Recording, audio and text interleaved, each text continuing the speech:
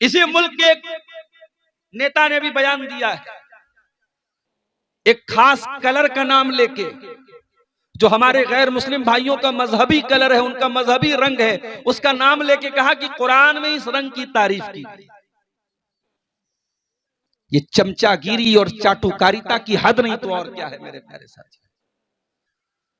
अपने राजनीतिक मफाद को पूरा करने के लिए, अपने राजनीतिक लाभ को लेने के लिए आज कुरान की आयतों तक में मुसलमान हेर फेर कर रहा है।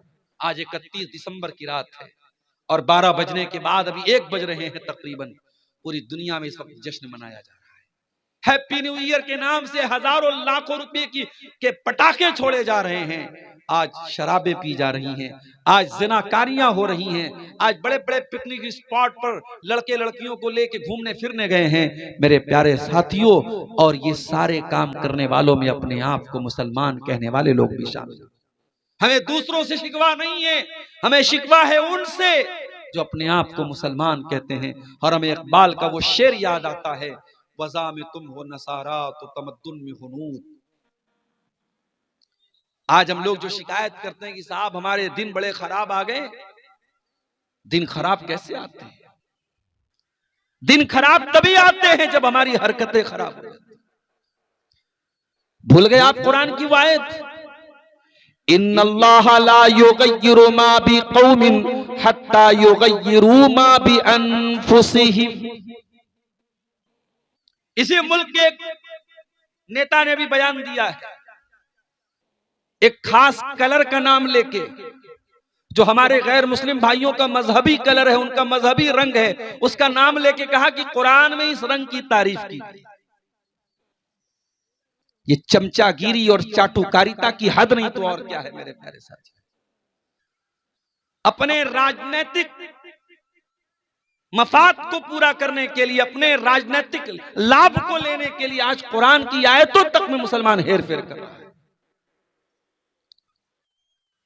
बड़े मशहूर आदमी है साहब, आरिफ मोहम्मद खान साहब राज्यपाल हैं इस मुल्क के एक स्टेट के, उनका ये बयान है।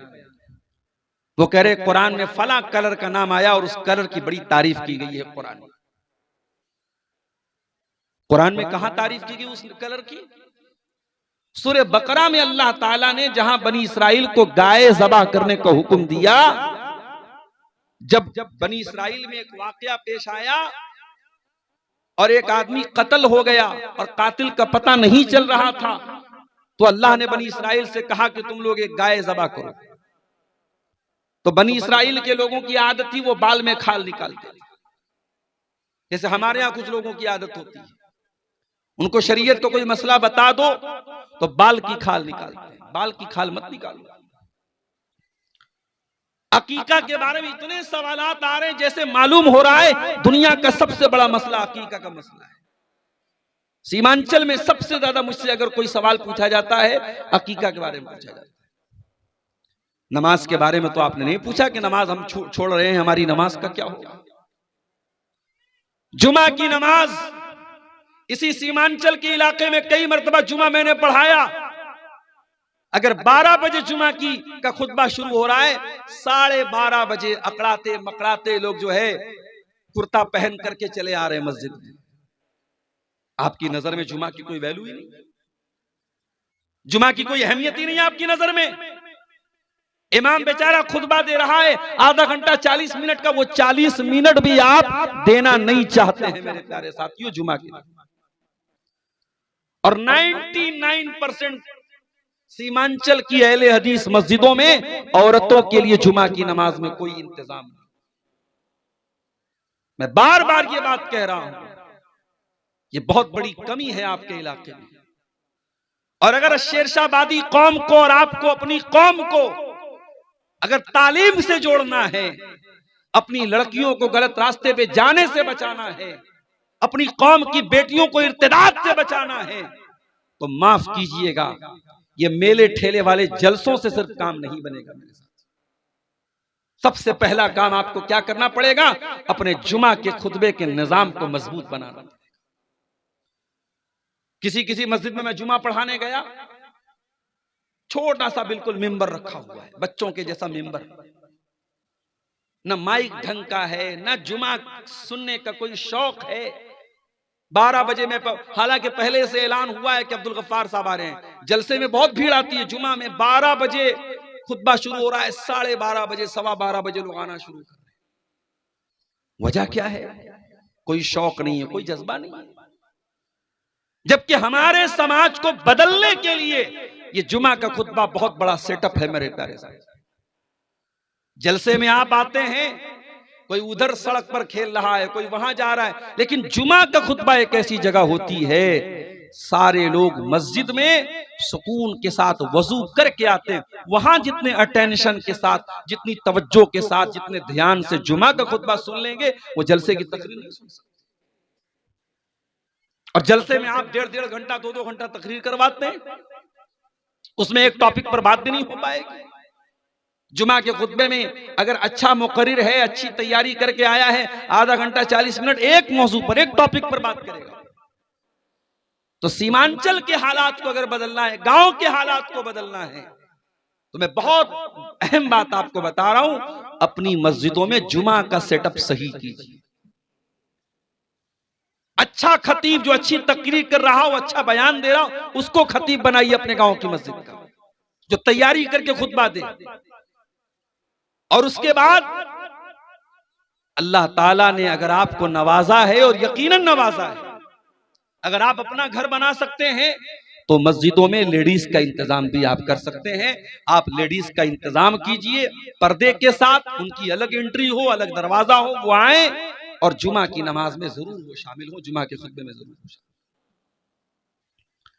अल्लाह के नबी के दौर में एक औरतें अल्लाह के रसूल के पास आती हैं और कहती हैं, गलबना अलैकर रिजाल, अय अल्लाह के नबी, मर्द हजरात तो बाजी मार ले गए। आपकी सारी तकरीर तो मर्दों के बीच में होती है, आप तो मर्दों को अपनी बातें सुनाते हैं। अय अल्लाह के नबी, हम औरतों की क्या गलती है? हमको दीन नहीं मिल रहा है, हमको दीन नहीं सुनाया जा रहा है। आपने फरमाया, क्या चाहती हो? कहा, अल्लाह के नबी, हफ्ते में एक दिन तो आप औरतों को खास तौर से नसीहत कीजिए। आपने हफ्ते का एक दिन मुकर्रर किया, और नबी के दौर की औरतें उस एक दिन में अल्लाह के रसूल के पास आती थी, और अल्लाह के नबी औरतों के लिए स्पेशल तकरीर करते थे, खुतबा देते थे, उनको समझाते थे, उनको नसीहत करते थे। और यहां तक कि जब आपने उस तकरीर में सदका और खैरात की फजीलत बयान की, अल्लाह की राह में दान करने की फजीलत बयान की, तो कई औरतों ने अपने कान के और अपने गले के जेवरात उतार के दे दिए अल्लाह की राह में। औरत आज भी अगर मेहनत की जाए, कोशिश की जाए, तो मर्दों से ज्यादा उसके अंदर दीन की तड़प और मोहब्बत होती है मेरे प्यारे साथी। लेकिन आपने अपनी औरतों को दूर करके रखा है,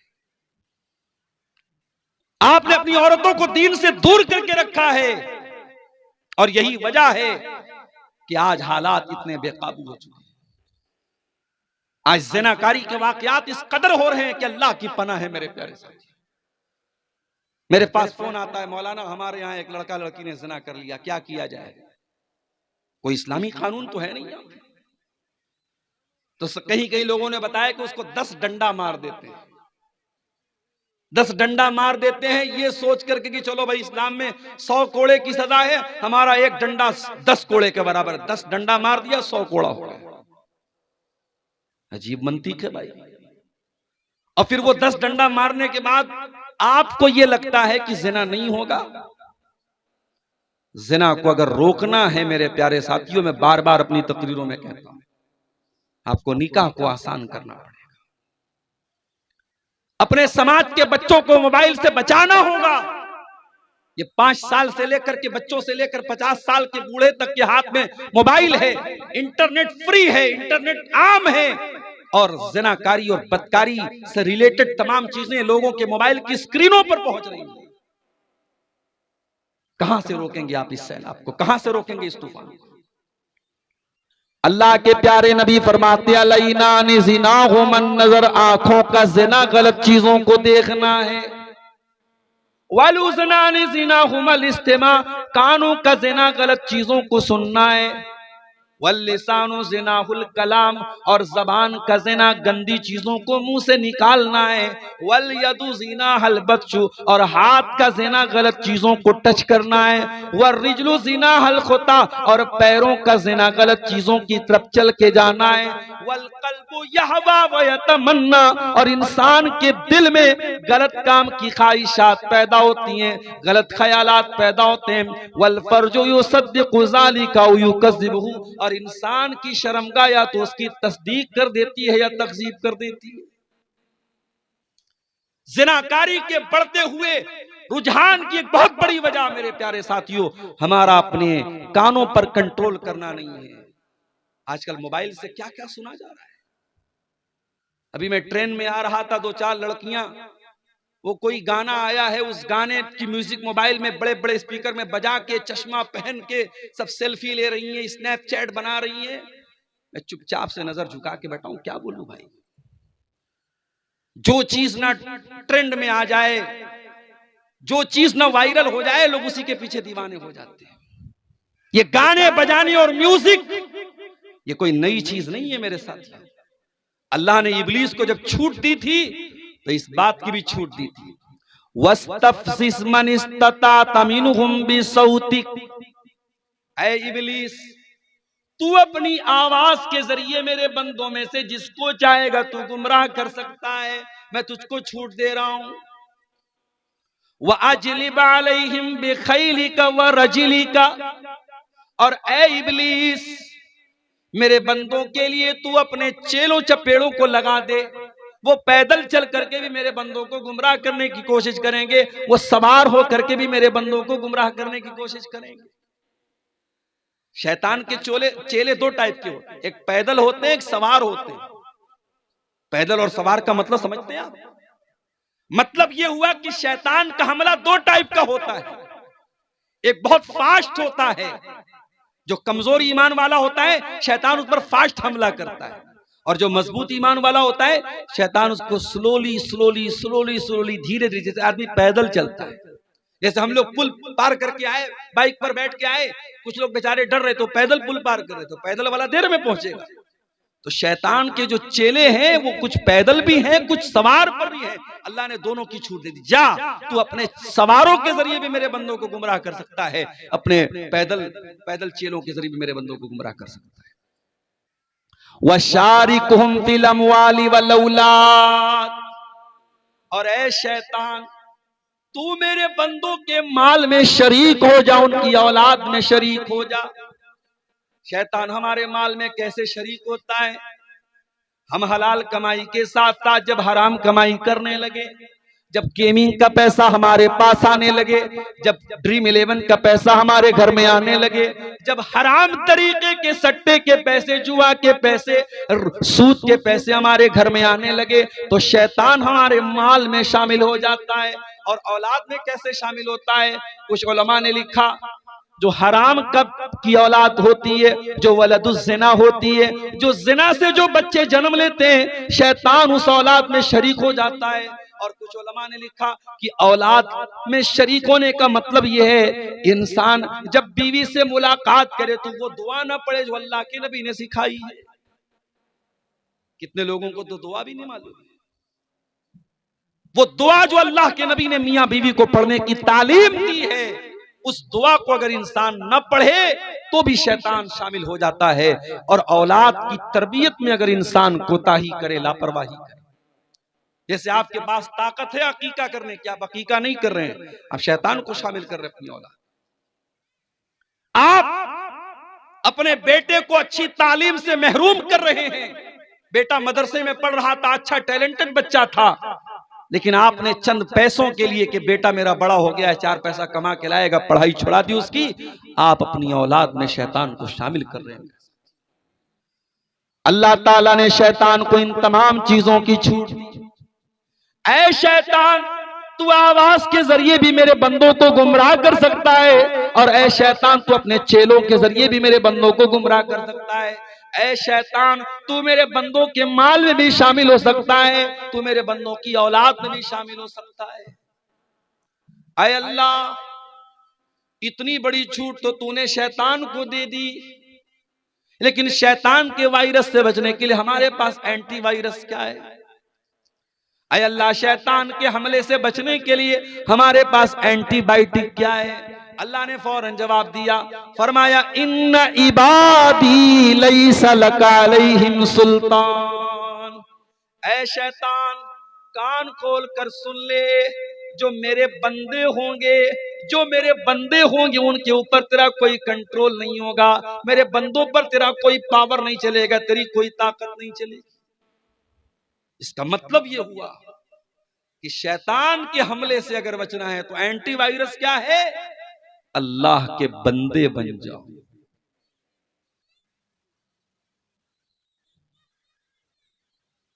कहां गरम कर,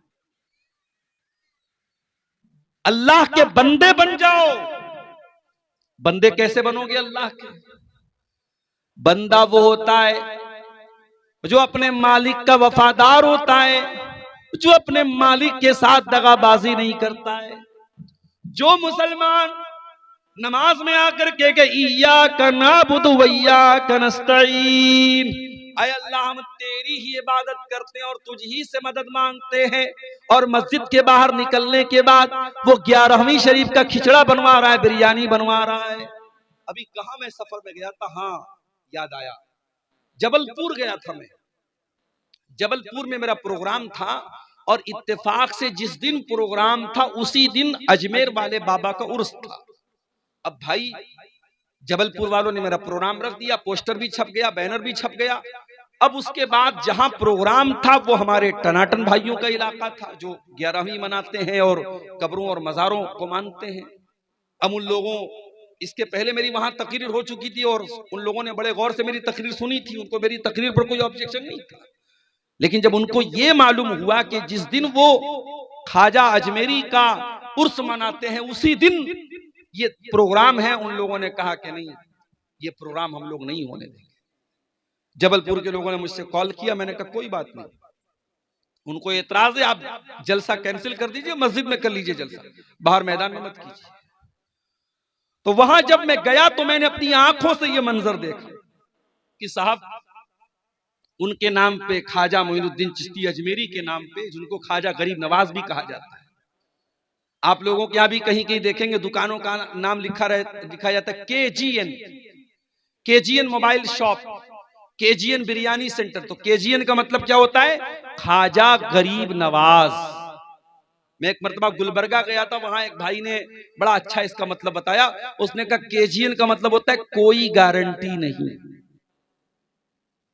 भाई जिसको अल्लाह पर यकीन है उसकी कोई गारंटी नहीं है। तो ये केजीएन लिखते ख्वाजा गरीब नवाज, किसको मानते हैं गरीब नवाज?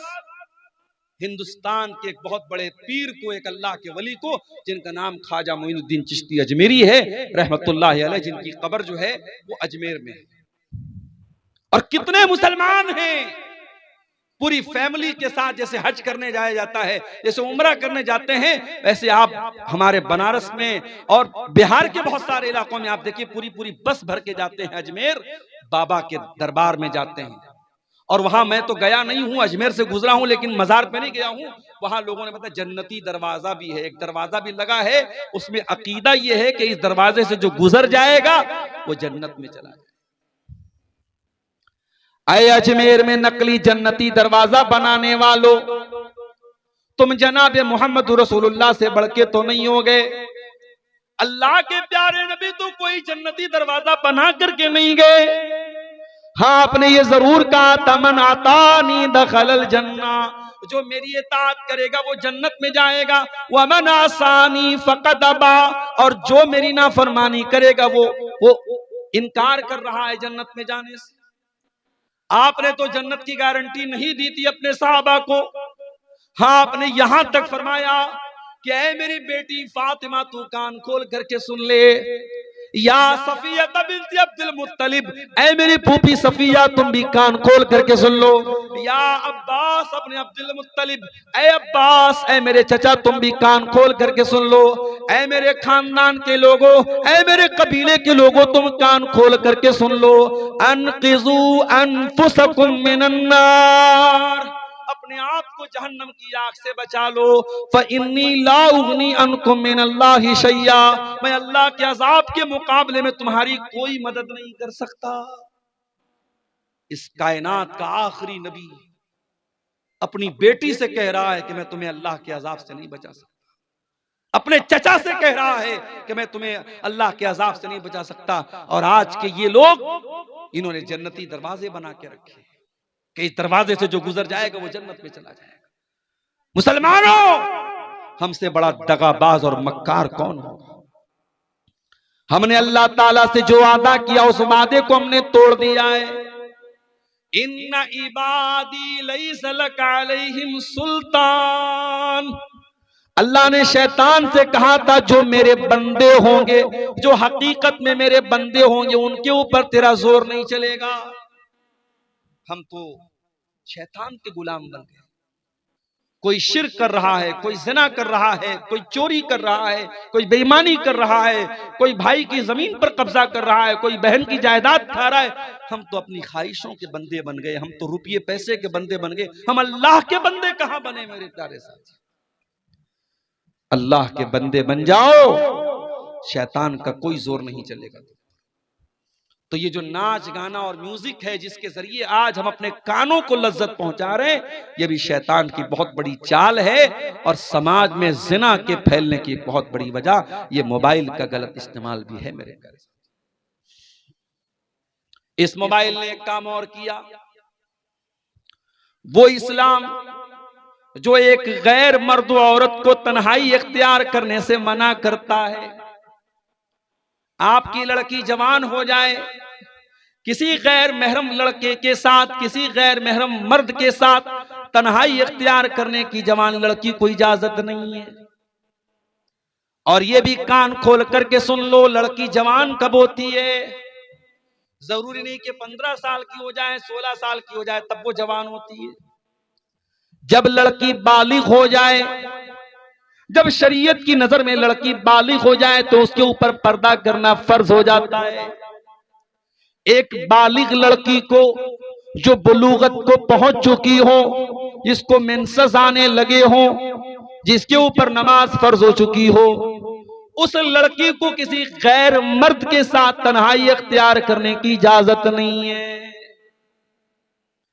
यहां तक कि कुरान पढ़ाने वाला टीचर भी अगर है, उसके साथ भी आपकी लड़की अगर जवान हो चुकी है तो किसी मर्द टीचर के साथ तन्हाई इख्तियार करने की इजाजत नहीं है। साइंस पढ़ाने वाला, मैथ पढ़ाने वाला, इंग्लिश पढ़ाने वाला टीचर भी तन्हाई में आपकी बेटी को पढ़ा रहा है तो ये गलत है। आप फितनों को दावत दे रहे हैं, आप गलत काम को दावत दे रहे हैं। ये शरीयत कोई हमारी बनाई हुई शरीयत तो नहीं, ये अल्लाह की शरीयत है, इसका कानून अल्लाह का बनाया हुआ है। और अल्लाह के रसूल फरमाते हैं, ला यख्लुवन्ना रजुलुम बिइम्रातिन इल्ला वसालिसुहुम शैतान, खबरदार कोई मर्द किसी औरत के साथ तन्हाई इख्तियार न करे जो कि तीसरा वहां पर शैतान होता है। आप ये सोच रहे हैं आपकी लड़की तो आपके घर में सो रही है, अपने बिस्तर पे सो रही है। नहीं नहीं, इंस्टाग्राम पे वो 20-20 लड़कों के साथ है, व्हाट्सएप पर 20-20 लड़कों के साथ है, फेसबुक पर 15-15 लड़कों के साथ वो चैटिंग कर रही है। आपकी लड़की अकेली होकर के भी अकेली नहीं रह गई सोशल मीडिया के दौर में। मेरे भाइयों, आज ये सोशल मीडिया हमारे समाज के नौजवानों को, लड़कों को, लड़कियों को हराम रिश्तों में और हराम रिलेशनशिप में इनको जोड़ रहा है, इनको बांध रहा है। और अंजाम क्या है इसका? अंजाम इतना भयानक है कि आप सोच भी नहीं सकते। अंजाम यह है कि भाई नकली आईडी बना करके चैटिंग कर रहा है अपनी ही बहन से, बहन भी नकली नाम से चैटिंग कर रही है अपने ही भाई से। भाई को नहीं मालूम कि मैं अपनी बहन से बात कर रहा हूं, बहन को नहीं मालूम कि मैं अपने भाई से बात कर रही हूं। दोनों ने नकली आईडी बनाई हुई है। एक दूसरे से प्यार और मोहब्बत की बातें करने के बाद जब मिलना तय हुआ, होटल का कमरा तय हो गया और उस होटल में जब वक्त मौऊद पर, वक्त मुकर्ररा पर जब लड़का मिलने जाता है, क्या देखता है कि अपनी ही सगी बहन से वो मिलने जा रहा है। दोनों ने एक दूसरे को देखकर शर्म से नजरें झुका ली और वहां से वापस चले गए। हो लोगों, तुम किसी और की बहन बेटी के साथ जो काम करने जा रहे हो सकता है कि वही काम तुम्हारी बहन बेटी के साथ कोई और करने वाला हो। इसीलिए जब एक नौजवान अल्लाह के रसूल के पास आया और उसने आकर के ज़िना की इजाजत मांगी और फरमाया, कहा, अय अल्लाह के नबी, इज़न ली बिज़िना, मुझे ज़िना की इजाजत दे दीजिए। अल्लाह के नबी का समझाने का अंदाज कितना प्यारा था।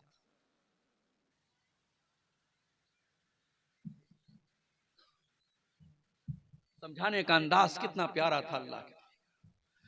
पढ़ाने वाले टीचरों को, वाज करने वाले वाइजों को, वक्तव्य पेश करने वाले वक्ताओं को, तकरीर करने वाले मुकर्रिरों को आज सीखने की जरूरत है जनाब मोहम्मद रसूलुल्लाह सल्लल्लाहु अलैहि वसल्लम। आज तो हमारा हाल ये है, हमें किसी के बारे में मालूम हो जाए कि ये लड़का गलत काम कर रहा है तो हम समझाने की बात कहां करते, हम तो मारने की, पीटने की और उसको समाज से बेदखल करने की बात करते। वो नौजवान आता है, अय अल्लाह के नबी, मैं ज़िना की इजाजत चाहता हूं। अल्लाह के नबी ने कोई गुस्सा नहीं जाहिर किया।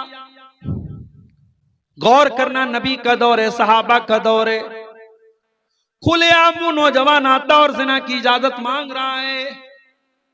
अल्लाह के नबी अपने करीब उसको बुलाते हैं और एक ही सवाल पूछते हैं, तो हिब्बुहु लि उम्मिका, ये बताओ कि क्या तुम ये पसंद करोगे कि तुम्हारी मां के साथ ये हरकत की जाए।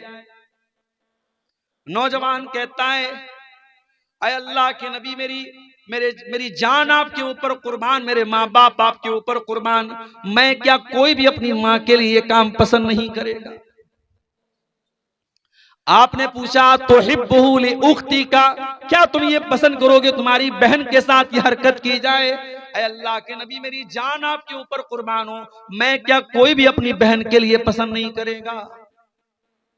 आपने मां का नाम लिया, आपने बहन का नाम लिया, आपने बेटी का नाम लिया, आपने फूफी का नाम लिया, आपने खाला का नाम लिया और इन सारे रिश्तों का नाम लेने के बाद आपने फरमाया कि ऐ नौजवान, जब तू ये नहीं चाहता है कि तेरी माँ के साथ ये हरकत हो, तेरी बेटी के साथ ये हरकत हो, तेरी बहन के साथ ये हरकत हो, तेरी फूफी के साथ ये हरकत हो, तेरी खाला के साथ ये हरकत हो, तो वलन्नासु युहिब्बूनहु, लोग भी नहीं पसंद करते।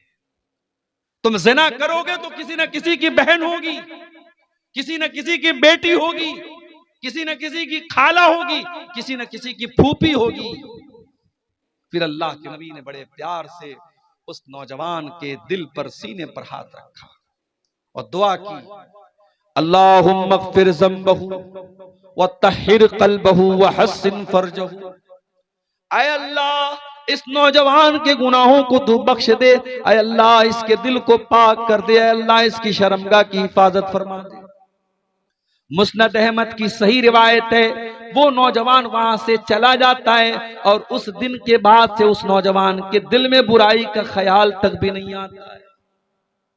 मेरे प्यारे साथियों, समाज को अगर गंदगी से बचाना है, समाज को ज़िनाकारी से बचाना है, तो ये सोच भी अपने अंदर डेवलप करनी पड़ेगी कि आज अगर हम किसी की बहन बेटी के साथ ये काम करेंगे तो कोई हमारे घर की दहलीज तक भी आएगा।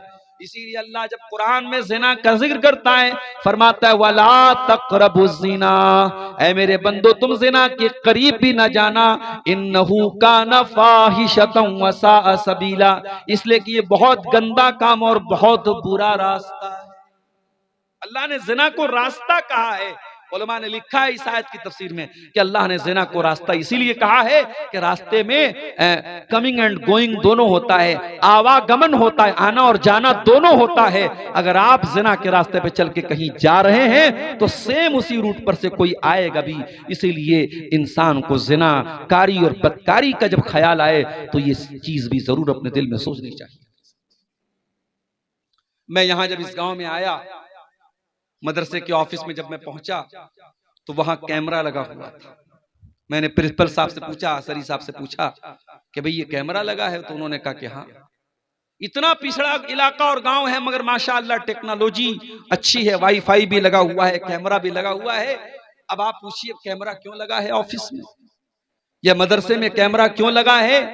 तो जाहिर है कि हमारे पास एक ही जवाब है, ये कैमरा सिक्योरिटी के लिए लगा है।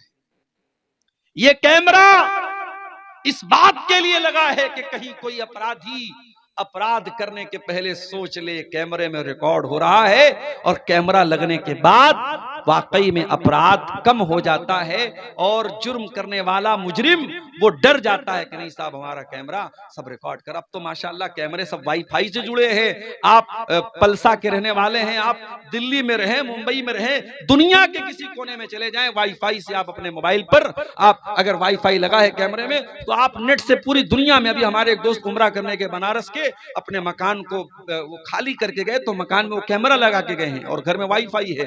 तो बता रहे मक्के और मदीने से हम नजर रख रहे कि हमारे घर में कौन आ रहा है कौन जा रहा है। तो मेरे प्यारे साथियों, ये कैमरा आज इंसान को अपराध से बचा रहा है। अगर दुनिया में इंसान का बनाया हुआ कैमरा अपराध से बचा सकता है, तो अल्लाह ताला का कैमरा क्यों नहीं बचा सकता? दुनिया का कैमरा तो वाईफाई का मोहताज है, अल्लाह का कैमरा तो वाईफाई का मोहताज भी नहीं है। अल्लाह का कैमरा तो कभी खराब होने वाला भी नहीं है। मा यल्फिज़ु मिन क़ौलिन इल्ला लदैहि रक़ीबुन अतीद। अल्लाह का कैमरा तो जबान से निकलने वाले एक एक लफ्ज को रिकॉर्ड कर रहा है। इन्नहु अलीमुम बिज़ातिस सुदूर। अल्लाह का कैमरा तो दिल के अंदर चलने वाले ख्यालात को भी रिकॉर्ड कर रहा है। व इन्ना अलैकुम लहाफिज़ीन किरामन कातिबीन। अल्लाह की रिकॉर्डिंग करने वाले फरिश्ते सब कुछ रिकॉर्ड कर रहे हैं, और जो कुछ हम कर रहे हैं वो सब रिकॉर्ड कर रहे हैं, और कयामत के दिन वो रिकॉर्डिंग हमारे सामने पेश करें। दुनिया का कैमरा फेल भी हो सकता है, खराब भी हो सकता है, उसके अंदर की जो फाइल है वो डिलीट भी हो सकती है, मगर अल्लाह ताला का कैमरा तो ऐसा है। मछली के पेट में यूनुस अलैहिस्सलाम है, मछली के पेट में, मछली के पेट का अंधेरा है, समंदर का अंधेरा है, रात का अंधेरा है, तीन तीन अंधेरों में यूनुस अलैहिस्सलाम है। दुनिया के किसी नेटवर्क की कवरेज नहीं है, दुनिया को कोई नेटवर्क वहां नहीं पहुंच सकता है।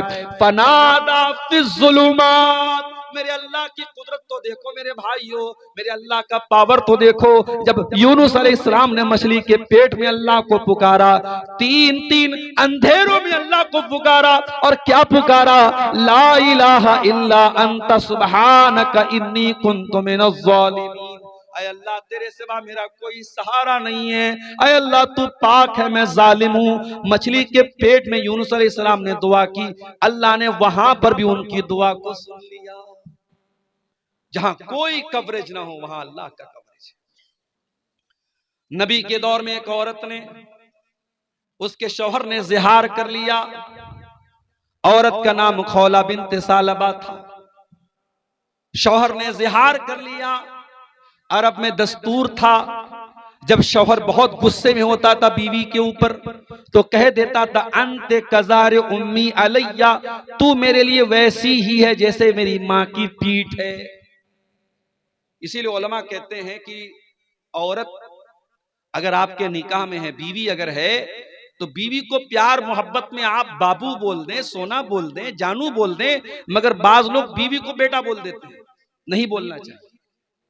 या बाज लोग बीवी को मारे गुस्से, अरे मेरी माँ, ऐसा बोल देते, नहीं बोलना चाहिए। हालांकि बोलने से तलाक नहीं हो जाएगी, उस नियत से आपने नहीं बोला है, मगर ये अल्फाज भी इस्तेमाल नहीं करने चाहिए। अरब में क्या होता था, लोग अपनी बीवी को गुस्से में कह देते तो तू मेरी माँ की पीठ की तरह है, तो वो बीवी हराम हो जाती थी। दौरे जाहिलियत में यही कानून था कि अगर शौहर बीवी से ज़िहार कर लेगा तो बीवी हमेशा के लिए हराम। खौला बिन्ते सालबा कई बच्चों की मां थी, बूढ़ी हो चुकी थी, 40-50 साल उनकी उम्र हो चुकी थी। उनके शौहर ने उनसे ज़िहार कर लिया। शौहर शर्मिंदा हुए, सहाबा से जाकर के फतवा मांगा। सहाबा ने कहा हमें जहां तक मालूम है आपने ज़िहार कर लिया, बीवी आपके ऊपर हराम हो गई। बड़े गौर से सुनना पलसा वालों, वो औरत चल करके अल्लाह के नबी के पास आई और आकर के कहती है, अल्लाह के नबी, अकला शबाबी, मेरे शौहर ने मेरी जवानी को, मेरा शौहर खा गया। मैं निकाह करके आई थी, जवान थी, आज अधेड़ हो चुकी हूँ, 50 साल मेरी उम्र हो चुकी है। अय अल्लाह के नबी, जवानी तो मेरी खा गया और आज बुढ़ापे में मुझसे जिहार कर लिया है। मैं छोटे छोटे बच्चों को लेकर के कहां जाऊंगी? अय अल्लाह के नबी, मेरे मायके में भी कोई नहीं है, मेरा कोई भाई बहन भी नहीं है, मैं कहां जाऊंगी, किसके दर पे जाऊंगी? नबी अकरम ने फरमाया, अय खौला बिनते सालबा, अगर तुम्हारे शौहर ने तुमसे जिहार कर लिया है तो मेरे पास तुम्हारा कोई सॉल्यूशन नहीं है, तुम अपने शौहर के ऊपर हराम हो चुकी हो। इतना कह करके वो औरत रोने लगी और अल्लाह के नबी ने इतना कह करके दरवाजा बंद कर लिया। हो लोगो, तुमने तो नारे लगा के रखे हैं कि हम तो रसूल के दरबार से जाके हर चीज ले लेंगे, यहां तो रसूल ने भी अपना दरवाजा बंद कर लिया है। वो औरत रोती हुई घर आती है और आकर के वजू करती है, मुसल्ला बिछाती है और अल्लाह की बारगाह में सजदे में गिर जाती है और कहती है, अल्लाह, मेरा सजदे से, तेरी बारगाह में ये सजदे से सर तब तक न उठेगा जब तक तू मेरे बारे में कुरान की कोई आयत नाजिल न कर देगा, जब तक मेरे बारे में शरीयत का कोई हुक्म नाजिल न कर देगा। आए अल्लाह, मैं तेरी दुखियारी बंदी कहां जाऊंगी? आज तेरे नबी ने भी अपना दरवाजा बंद कर लिया है, तेरे नबी से मैंने झगड़ा किया, बहस किया, मगर उन्होंने भी कोई सुनवाई नहीं की और उन्होंने भी कह दिया कि मैं अपने शौहर के ऊपर हराम हो चुकी हूं। अय अल्लाह, अब तू ही कोई रास्ता निकाल दे। ये कह करके खौला बिनते सलबा अल्लाह की बारगाह में सजदा करके रोने लगती है। दुआ का बड़ा बेहतरीन जो उसकी जगह है वो सजदा है। अगर आपको कोई दुआ अल्लाह से करनी है, कोई चीज मांगनी है, जिनके घर में औलाद नहीं है उनको तरीका बता रहा हूं, जो नौकरी के लिए परेशान है उनको तरीका बता रहा हूं, जो रोजगार के लिए परेशान है उनको तरीका बता रहा हूं। रात के आखिरी पहर में उठो, जिस पहर में दुनिया सो रही है, ये टाइम अल्लाह को मनाने का टाइम है। ये वो टाइम है जब अल्लाह खुद आसमान दुनिया पर नाजिल होता है और कहता है, मेरे बंदो मुझसे मांगो, मैं तुम्हें दूंगा। ये जो रात का आखिरी पहर है, फजर के 2 घंटा 1.5 घंटा पहले का जो टाइम, ये बड़ा प्यारा टाइम है और यही वो टाइम है। ततजाफा जुनूबुहुम अनिल मज़ाज यदऊन रब्बहुम खौफन व तमा। अल्लाह के नेक बंदे उसी टाइम बिस्तर से अलग होकर के अल्लाह को पुकारते रहते हैं, यदऊन रब्बहुम खौफन व तमा, वो अल्लाह के अजाब से डरते भी हैं और अल्लाह से रहमत की उम्मीद भी लगाते हैं। ओ औलाद से महरूम जोड़ो, ओ रोजी रोटी से परेशान लोगो, ओ कारोबार से परेशान लोगो, रात में उठा करो, तहज्जुद पढ़ा करो और तहज्जुद के सजदे में गिर करके अल्लाह से अपना सवाल करो, अल्लाह से मांगो तुम्हें जो मांगना है। खौला बिनते सलबा अल्लाह से दुआ करती हैं और अल्लाह कुरान की आयत नाजिल कर देता है, कद समिअल्लाहु कौलल्लती तुजादिलुका फी ज़ौजिहा व तश्तकी इलल्लाह। ऐ मेरे नबी, अल्लाह ताला ने उस औरत की फरियाद को सुन लिया जो आपसे आकर के झगड़ा कर रही थी। तश्तकी इलल्लाह, आपसे झगड़ा कर रही थी और अल्लाह से शिकवा कर रही थी। वल्लाहु यस्मउ तहावुरकुमा, और ऐ नबी, जब आप उस औरत से बातचीत कर रहे थे, अल्लाह ताला आपकी और उस औरत की बातचीत को सुन रहा था। हजरत आयशा कुरान की आयत के नाजिल होने के बाद कहती हैं, बड़ी पाक है वो ज़ात जो अर्श के ऊपर मुस्तवी है, जो 7वें आसमान के ऊपर अर्श पर उसकी जात है, लेकिन वो अर्श वाली जात अपनी बंदी की बातचीत को सुन रही थी। अल्लाह ताला अपनी उस बंदी की बातचीत को सुन रहा था, जबकि मैं वो आना फी नाहियतिल बैत, मैं उसी घर के कोने में थी, मैं उस औरत की बात नहीं सुन पाई, मगर नबी से उस औरत ने जो बातचीत की वो अल्लाह ताला ने सुनी। ये ईमान होना चाहिए, अल्लाह का वो डर होना चाहिए हमारे अंदर। दुनिया में कोई देखे या ना देखे, अल्लाह देख रहा है और अल्लाह जो देख रहा है मेरे प्यारे साथियों, तो अल्लाह हिसाब भी लेगा। फमन यामल मिस्काल ज़र्रतिन खैरन यरा, जर्रा बराबर तुम कोई नेकी करोगे वो भी सामने देख लोगे। वमन यामल मिस्काल ज़र्रतिन शर्रन यरा, और जर्रा बराबर तुम कोई गुनाह करोगे वो भी तुम अपने सामने देखो। अल्लाह के तराजू पर सबको तौला जाएगा। फमन यामल मिस्काल ज़र्रतिन खैरन यरा, अल्लाह के तराजू पर तुम्हारे नामे आमाल में अगर कोई नेकी होगी तुम उसको भी सामने देख लोगे। वमन यामल मिस्काल ज़र्रतिन शर्रन यरा, और जर्रा बराबर नामे आमाल में कोई गुनाह होगा वो भी तुम देख लो। अल्लाह के रसूल के पास एक सहाबी आए, आए अल्लाह के नबी, मेरे कुछ गुलाम हैं, बड़ी बदतमीजी मेरे साथ करते हैं, बड़ी नाफरमानी करते हैं, मैं उनको गाली भी दे देता हूं, कभी कभी मार भी देता हूं। आए अल्लाह के नबी, कहीं अल्लाह ताला क्या मेरी पकड़ तो नहीं होगी, कहीं मुझको सजा तो नहीं दी जाए। आपने फरमाया, ऐ मेरे सहाबी, तुम्हारे जो गुलाम तुम्हारी नाफरमानी करते हैं, तुम्हारे साथ जो बदतमीजी करते हैं, अल्लाह ताला के उसको भी तौला जाएगा, और तुम जो सजा देते हो उसको भी तौला जाएगा। अगर तुम्हारी सजा कम होगी और उनकी नाफरमानी ज्यादा होगी, कान लकल फजलु, तो तुम्हारा फायदा हो जाएगा, तुम्हें उनकी कुछ नेकियां मिल जाएंगी, तुम्हारे कुछ गुनाह उनको दे दिए जाएंगे। लेकिन ऐ मेरे सहाबी, अगर तुम्हारे गुलामों की बदतमीजी कम निकली, उनकी नाफरमानी कम निकली और तुम्हारी सजा ज्यादा निकली, तो फिर तुम्हारा नुकसान हो जाएगा और तुम्हारी कुछ नेकियां कम हो जाएंगी और उनके कुछ गुनाह तुम्हारे ऊपर लाद दिए जाएंगे। नबी ने इतना कहा, सहाबी एक कोने में गए, ज़ारो कतार रोने लगे, दहाड़े मार मार के रोने लगे और कहने लगे, अल्लाह के नबी, मैं अपने गुलामों को सजा तो देता हूं मगर मैं नाप तौल के नहीं देता हूं, मैंने नाप तौल के तो नहीं दिया है, मुझे क्या पता कहीं अगर मेरी सजा ज्यादा हो गई और उनकी नाफरमानी कम हो गई, अरे अल्लाह के नबी, तब तो मेरा बहुत नुकसान हो जाएगा।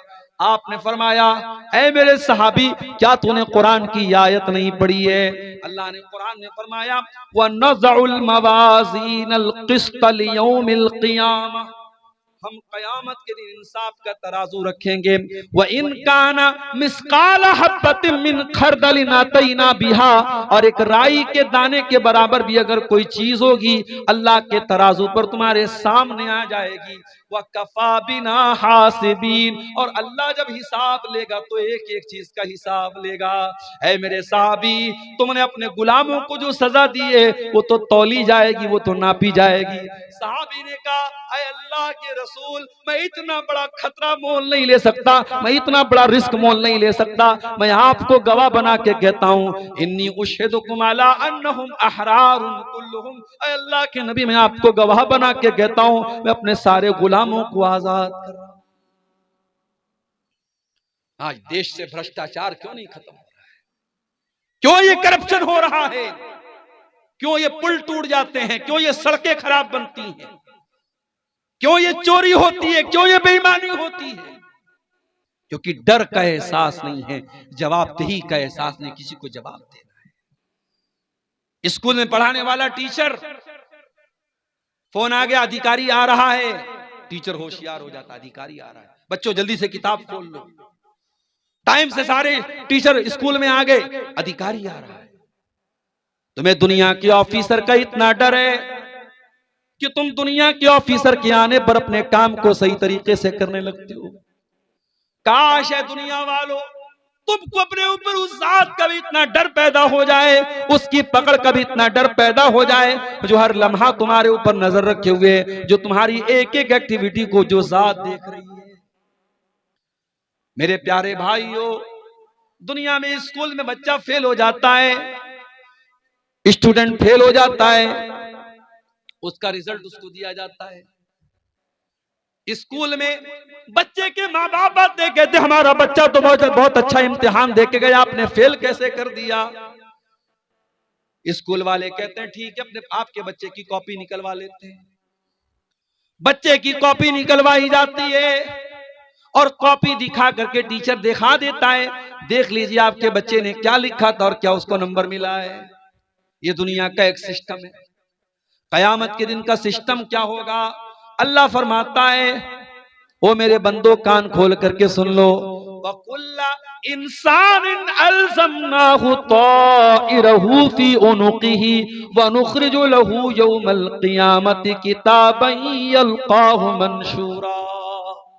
ऐ मेरे बंदो, हम कयामत के दिन हर इंसान की गर्दन में उसका नाम-ए-आमाल टांग देंगे, उसकी जिंदगी भर की किताब टांग देंगे, उसका जिंदगी भर का कच्चा चिट्ठा उसकी गर्दन में टांग देंगे और हम कहेंगे इक़रा किताबका कफ़ा बिनफ़्सिकल यौमा अलैका हसीबा। ऐ मेरे बंदे, आज हम तेरा हिसाब नहीं लेंगे, आज तू खुद अपना हिसाब कर ले। तेरी किताब क्या बोल रही है, तेरे नाम-ए-आमाल क्या बोल रहे हैं, तो खुद अपना हिसाब कर ले। हमें कुछ बताने की, कहने की जरूरत नहीं है। दुनिया में अपराधी जेल में जाता है, बड़ा अपराधी होता है तो जेल में उसके वीआईपी ट्रीटमेंट मिलता है, जेलर से उसकी दोस्ती हो जाती है। बाज अपराधियों के बारे में तो यहां तक मिला कि उनको जेल में एसी कमरा मिलता है, पसंद का खाना मिलता है, मुर्गा मिल रहा है, मटन मिल रहा है। जेल न हुई साहब, घर से अच्छा हो गया। अल्लाह ताला के ऐसा कोई सिस्टम नहीं है। अल्लाह के यहां जो मुजरिम है उसको कोई बचाने वाला नहीं है। और कयामत के दिन अगर मुजरिम सोचेगा मैं झूठी गवाही दे के बच जाऊं, मैं झूठ बोल के बच जाऊं, अल्लाह फरमाता है अल यौमा नख्तिमु अला अफवाहिहिम व तुकल्लिमुना अयदीहिम व तशहदु अर्जुलुहुम बिमा कानू यक्सिबून। मेरे बंदो, हम तुम्हारे मुंह पर आज मुहर लगा देंगे। आज तुम्हारा हाथ तुम्हारे खिलाफ गवाही देगा, तुम्हारा पैर तुम्हारे खिलाफ गवाही देगा। हाथ बोलेगा क्या क्या तुमने किया है, पैर बोलेगा क्या क्या। हत्ता इज़ा मा जाऊहा शहीदा अलैहिम समूहुम व अबसारुहुम व जुलूदुहुम बिमा कानू यामलून। इंसान के कान उसके खिलाफ गवाही देंगे, इंसान की आंखें उसके खिलाफ गवाही देंगी, इंसान की चमड़ी उसके खिलाफ गवाही देगी। वक़ालू लिजुलूदिहिम लिमा शहीदतुम अलैना, और इंसान अपनी चमड़ी से कहेगा तू कैसे बोल रही है। क़ालू अंतक़नल्लाहुल्लज़ी अंतक़ कुल्ल शै, इंसान की चमड़ी कहेगी आज अल्लाह ने हमको बोलना सिखाया, हम बोल सकते हैं। जब आज एआई का दौर आ गया, एआई के दौर में इतनी चीजें जो इम्पॉसिबल थी पॉसिबल हो गई। आप यहां बैठे हैं, यहां पलसा में बैठे, आपका फोटो मैंने यहां लिया है और उस फोटो को मैं वीडियो बना के ताजमहल के पास आपको पहुंचा सकता हूं, जामा मस्जिद के पास आपको पहुंचा सकता हूं। एआई के जरिए सब मुमकिन है। तो जब एआई के जरिए इंसान इतनी तरक्की कर सकता है तो वो अल्लाह जिसने इंसान को इतना दिमाग दिया है, मेरे प्यारे साथियों, कल कयामत के दिन वो अल्लाह तबारक व तआला हमारी चमड़ी को भी हमारे खिलाफ गवाह बना करके खड़ा कर देगा। अब जरा सोचो, हमारा हाथ हमारे खिलाफ गवाही दे रहा है, हमारे पैर हमारे खिलाफ गवाही दे रहे हैं, हमारी चमड़ी हमारे खिलाफ गवाही दे रहे हैं। मेरे प्यारे साथियों, इन तमाम चीजों से अगर हमें बचना है तो हमें फिर कुरान की उसी आयत की तरफ लौटना पड़ेगा जो खुतबे मसनूना के बाद मैंने पढ़ी थी। हमें अल्लाह के जिक्र से अपना ताल्लुक जोड़ना पड़ेगा। मैं ये नहीं कहता कि आप कारोबार ना करें, आप रोजी रोटी ना कमाएं, यकीनन बेशक आप खूब पैसा कमाएं, हमारे मदरसे नहीं चलेंगे अगर आप पैसा नहीं कमाएंगे, हमारी मस्जिदें बंद हो जाएंगी अगर आप पैसा नहीं कमाएंगे। आपका पैसा कमाना, दौलत कमाना ये बुरा नहीं है, मगर दौलत को सब कुछ समझ लेना ये बुरा है।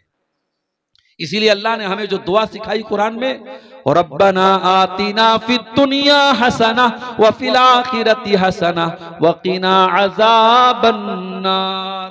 ऐ अल्लाह, हमको दुनिया में भी तू भलाई अता फरमा और आखिरत में भी हमको भलाई अता फरमा और जहन्नम की आग से हमको बचा ले।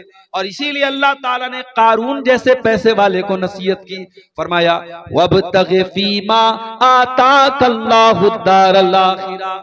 ऐ कारून, तुझको जो दौलत मिली, जो पैसा मिला, इस दौलत के जरिए तू आखिरत की तैयारी कर।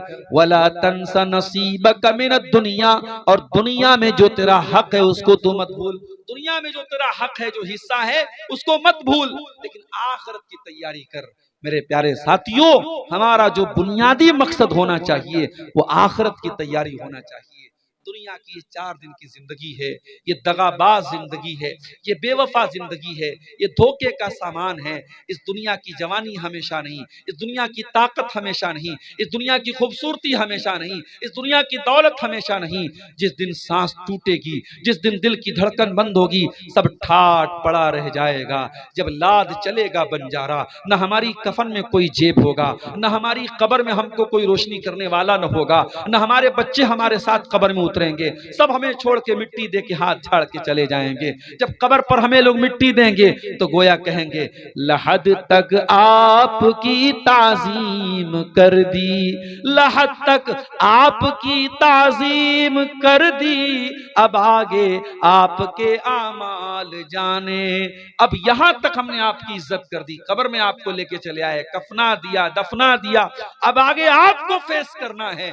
मेरे प्यारे साथियों, इसीलिए इन मदरसों को चलाओ, इन मदरसों को कायम रखो। इस दौर में ये मदरसे हैं जो बताते हैं कि अल्लाह कौन है, ये मदरसे हैं जो बताते हैं रसूल कौन है, ये मदरसे हैं जो बताते हैं दीन क्या है।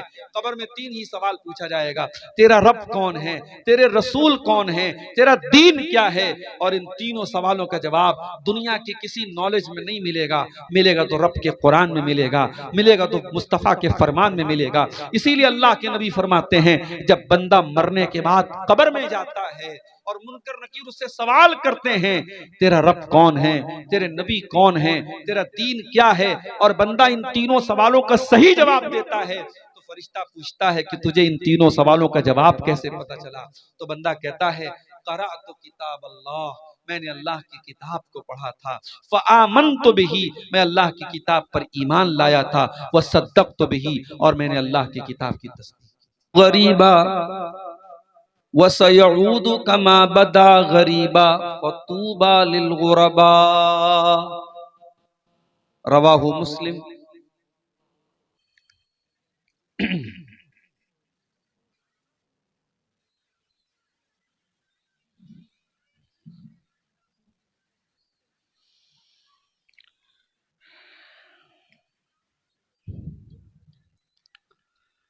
दिल के दरिया की रवानी में है वो बात कहाँ,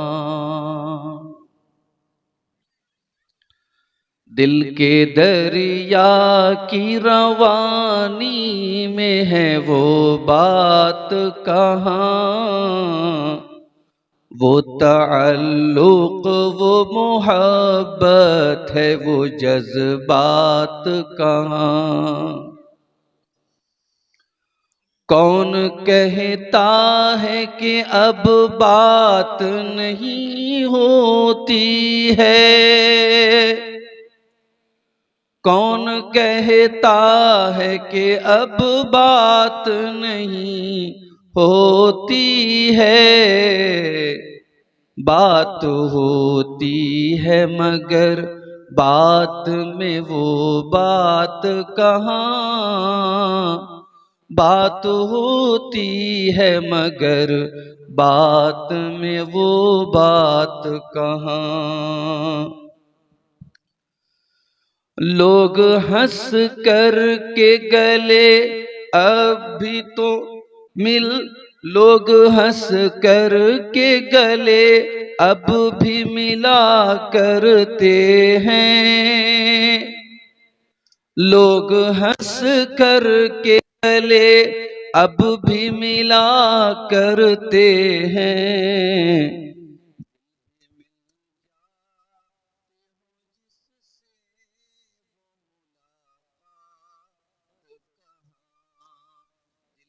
मिल जाते हो जिससे वो मुलाकात कहाँ। बारिशें देख के अब दिल में कसक उठती है, बारिशें देख के अब दिल में कसक उठती है। मन की कलियों बरसात कहाँ, अब तो खैरात भी होती है नुमाइश कर,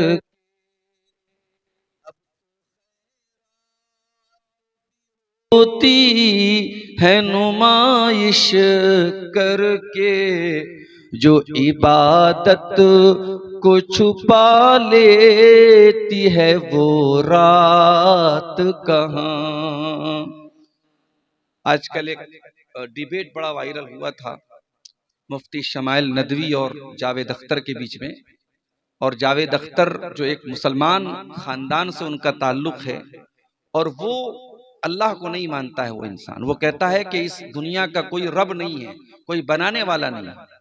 उस पर ये शेर मैंने लिखा, आह तू रब पे सवाला तो उठाता है बशर, आह तू रब पे सवाला तो उठाता है बशर, तू कहाँ खाक की मखलूक, तू कहाँ खाक की मखलूक है वो जात कहाँ, तू कहाँ खाक की मखलूक है वो जात कहाँ। और आखिरी शेर मक्ते का शेर समझ फरमाए, अब किसी बात पे रूठा नहीं करते जाहिद, अब किसी बात पे रूठा नहीं करते जाहिद, अब कहाँ उनका मनाना वो मुदारात कहाँ, दिल के दरिया की रवानी में है वो बात कहाँ। मोहतरम उलमाए किराम, बुजुर्गों और दोस्तों, नौजवान साथियों, पर्दा नशीन माँ और बहनों, प्यारे बच्चों, दीघल बैंक किशनगंज से करीब इस गांव पलसा में गालिबन में पहली मर्तबा आया। इसके आसपास शायद कुछ गांवों में आना हुआ है, मगर इस गांव में पहली बार आया। और आप यकीन करें, जब इस गांव में आने के लिए हम लोगों को नदी पार करनी पड़ी और वो खतरनाक किस्म का पुल पार करना पड़ा, और बाइक जब यहाँ के रेतीले रास्ते से गुजर रही थी तो बस दुआएं जबान पे जारी थी। और इकबाल का वो शेर याद आ रहा था कि बहरे जुल्मात में भी दौड़ा दिए घोड़े हमने। और मुझे तो लगा कि इस गांव का नाम पलसा के बजाय पिछड़ा रख दिया जाए। और कैसे इस गांव में लोग रहते हैं, लोगों ने बताया कि यहां से नाव से जाते हैं, सौदा सलफ लेते हैं। यकीनन अगर हिंदुस्तान के उन इलाकों का जिक्र किया जाए जो अभी भी कनेक्टिविटी से दूर हैं, महरूम हैं, तो शायद उन इलाकों में, उन गांवों में आपके बिहार का ये गांव भी शामिल होगा। मैं दुआ करता हूं अल्लाह ताला से, अल्लाह ताला जल्द से जल्द इस गांव को शहर से जोड़ दे। और जिस पुल की प्लानिंग चल रही है और लोगों ने बताया कि कई बार उसके बारे में बात हुई, अल्लाह करे कि हुकूमत उस पर जल्द से जल्द कोई एक्शन ले और यहाँ पुल बन जाए, यहाँ आना जाना आप लोगों का आसान हो जाए। इस गांव में लोगों ने बताया कि ज्यादा आबादी नहीं है, ज्यादातर लोग नदी पार करके आए हुए हैं। और बड़े शौक और जज्बे से पलसा के इस इदारे का ये प्रोग्राम मुनक्किद किया गया, जो इस गांव का बहुत कदीम इदारा है।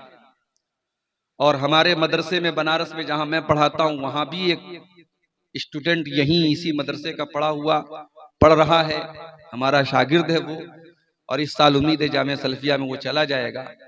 तो बड़ी खुशी हुई इस गांव में आकर और इस मदरसे को देखकर। दुआ करता हूं रब्बुल आलमीन इस मदरसे को दिन दूनी रात चौगुनी तरक्की अता फरमाए, और इस गांव के लोगों को भी और जो आसपास से अतराफ व जवानीब से आए हुए हैं, अल्लाह ताला उन सबको भी तौफीक दे कि इस मदरसे के लिए वो दिल खोल के ताउन करें। अल्लाह हमारी माओ बहनों को भी तौफीक दे, हमारे बुजुर्गों को भी तौफीक दे कि ये इदारा जो वाकई में एक पिछड़े हुए इलाके में है और जो जरूरतमंद है और हम सब के ताउन का हकदार है, इस इदारे का हम सबको आगे बढ़ करके ताउन करने की जरूरत है। अल्लाह ताला हम सबको इसकी तौफीक अता फरमाए, आमीन। मेरे भाइयों, मैंने आपके सामने खुतबे मसनूना के बाद सूरह ताहा की कुछ आयतें तिलावत की है। इन आयतों में अल्लाह ताला ने हमारी एक बहुत बड़ी कमजोरी की तरफ इशारा किया है। बल्कि अगर मैं ये कहूं कि अल्लाह ताला ने इस वक्त जो हम कमजोरी के दौर से गुजर रहे हैं, उसका इलाज भी अल्लाह ने इस आयत में बताया है। आइए जरा हम इन आयतों को समझते हैं, फिर बात को आगे बढ़ाते हैं। कुरान करीम का 16वां पारा है, सूरह ताहा की आयत है। वमन आरदा अन ज़िक्री फ़इन्न लहू मईशतन ज़न्का,